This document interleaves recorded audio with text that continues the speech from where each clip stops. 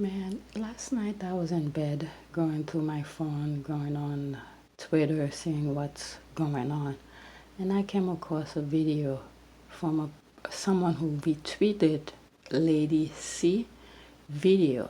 I don't know who she is because I don't follow a lot of British media stuff, but they reposted it. And then I was like, is this woman for real? I think I even commented on the video twice. And each time I watch the video, I can't believe what I'm hearing. Today is Prince William's birthday and Father's Day, and Harry and Meghan have dropped the most deliciously awful birthday present in Prince William's lap because they have both waded into a political row, which they are not supposed to do.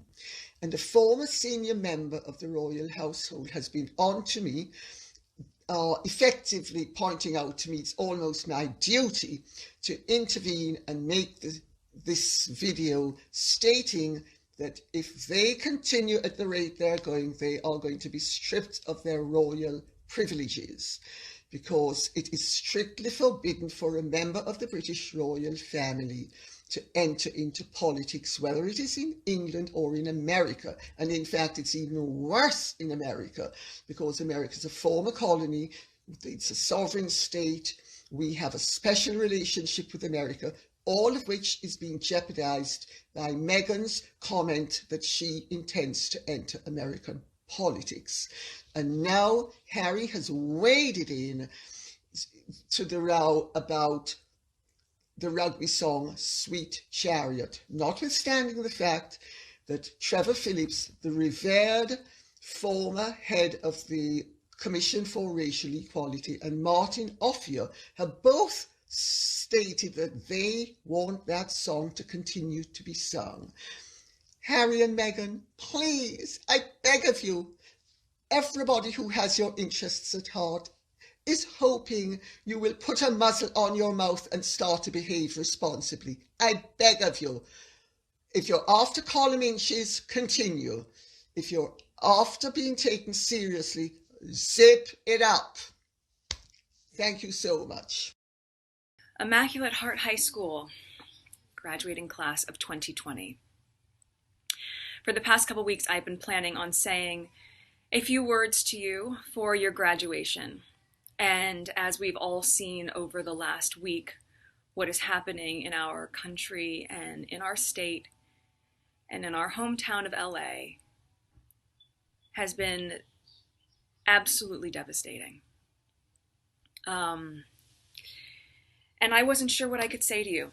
I wanted to say the right thing, and I was really nervous that I wouldn't, or that it would get picked apart. And it's strictly forbidden for a member of the British royal family to enter into politics, whether it is in England or in America. I realized the only wrong thing to say is to say nothing, because George Floyd's life mattered, and Breonna Taylor's life mattered, and Philando Castile's life mattered, and Tamir Rice's life mattered. And so did so many other people whose names we know and whose names we do not know. Stephon Clark, his life mattered. And I was thinking about this moment when I was a sophomore in high school. I was 15, and as you know, sophomore year is the year that we do volunteer work, which is a prerequisite for graduating. And I remember my teacher at the time, one of my teachers, Miss Palia, said to me before I was leaving for a day of volunteering, always remember to put others' needs above your own fears. And that has stuck with me through my entire life, and I have thought about it more in the last week than ever before. So the first thing I want to say to you is that I'm sorry. I am so sorry that you have to grow up in a world where this is still present. I was 11 or 12 years old when I was just about to start Immaculate Heart Middle School in the fall, and it was the LA riots, which was also triggered by a senseless act of racism. And I remember the curfew, and I remember rushing back home, and on that drive home, seeing ash fall from the sky and smelling the smoke and seeing the smoke billow out of buildings and seeing people run out of buildings carrying bags and looting. And I remember seeing men in the back of a van just holding guns and rifles. And I remember pulling up to the house and seeing the tree that had always been there completely charred. And those memories don't go away.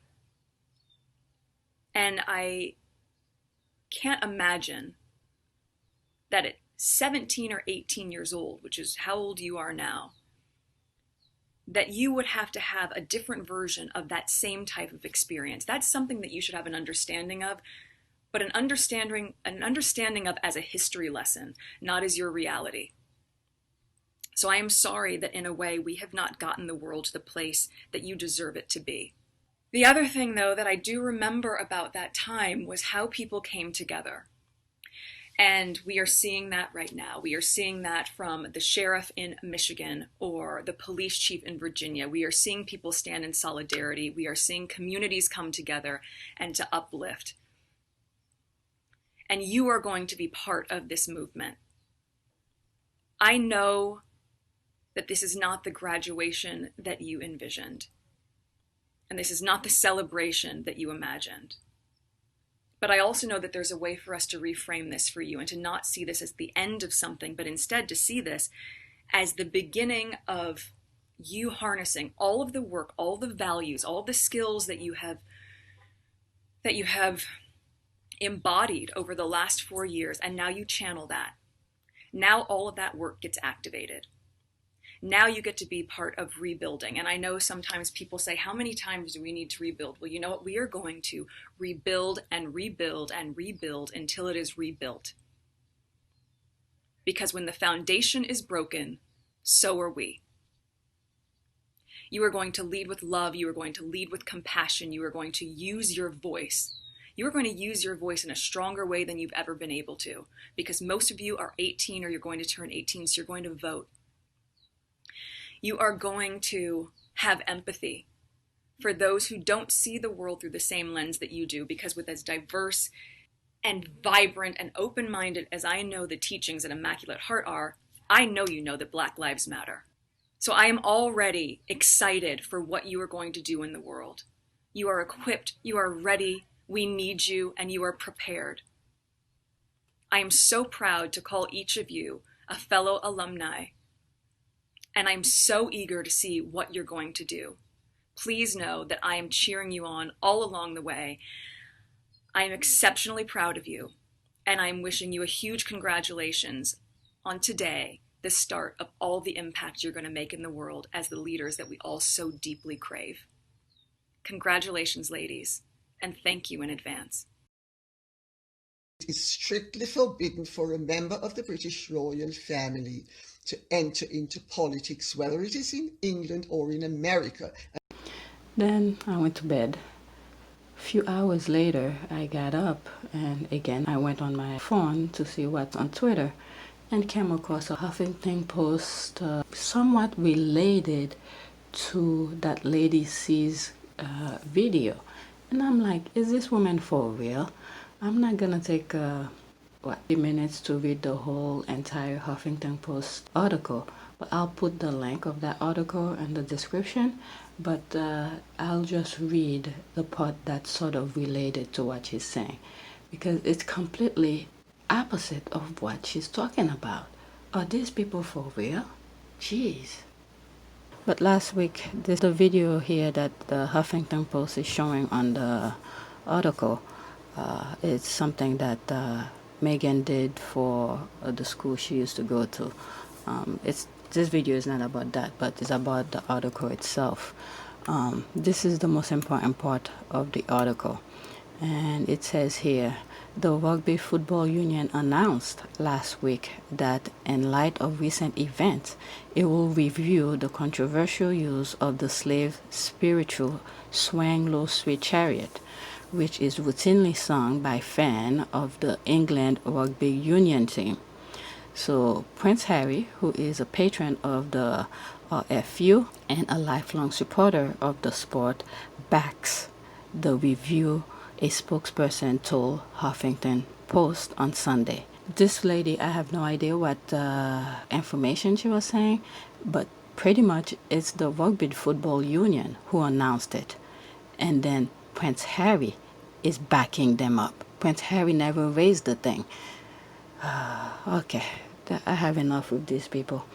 I have a video that I did last week. I spoke about how the Brits tabloid started with their false advertisement on the tabloid about blacks. So check out that video. It's very important. And this lady, I know she's not, I don't know what she is because I never really follow them, but whatever she said is just utter nonsense. Anyway, that's it. Master's dictionary defined him as a Negro, but Barber probably never faced overt racial prejudice.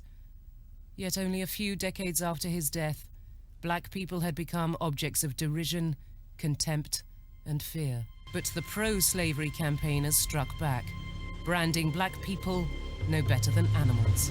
The slave traders lost the battle, but they started the first widespread campaign against black people in England. Heart is hoping you will put a muzzle on your mouth and start to behave responsibly. I beg of you. If you're after column inches, continue. If you're after being taken seriously, zip it up. Cartoons portraying black people as licentious and depraved began to circulate. The anti-abolitionist Edward Long wrote, "The lower-class women in England are remarkably fond of the blacks. In the course of a few generations more, the English blood will become so contaminated with this mixture as even to reach the middle and then the higher orders of the people. This is a venomous and dangerous ulcer that threatens to disperse its malignancy far and wide until every family catches infection from it.